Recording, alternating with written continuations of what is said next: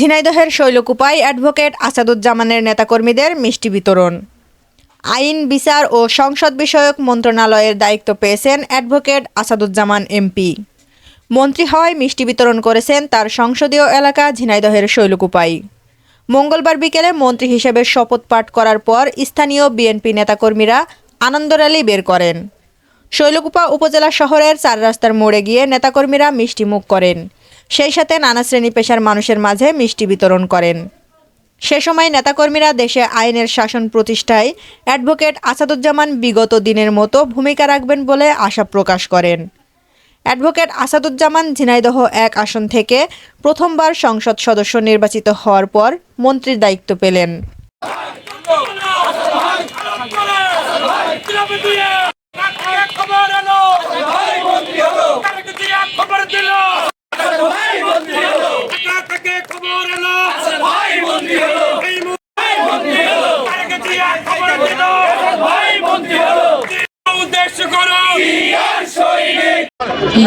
আমরা অত্যন্ত আনন্দিত।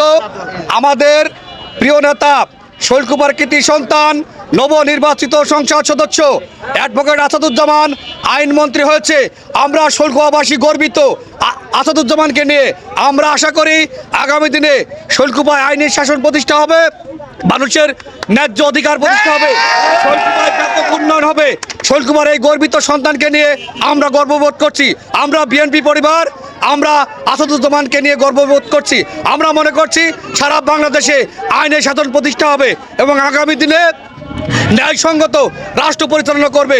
তারেক রহমান প্রধানমন্ত্রী হচ্ছে, এর জন্য শৈলকুপাবাসী আমরা তাদেরকে অভিনন্দন জানাচ্ছি, ধন্যবাদ জানাচ্ছি।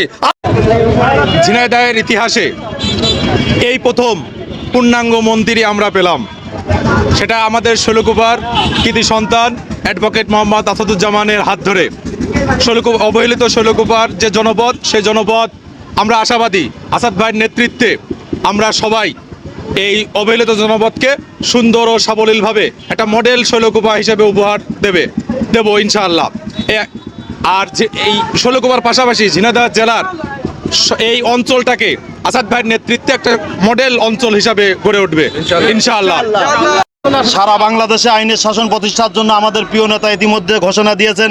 তার মনে প্রাণে স্বপ্ন ছিল যে বাংলাদেশে তিনি আইনের শাসন প্রতিষ্ঠা করবেন এবং এই আইনের শাসন প্রতিষ্ঠার অংশ হিসাবে তিনি অংশীদার হবেন।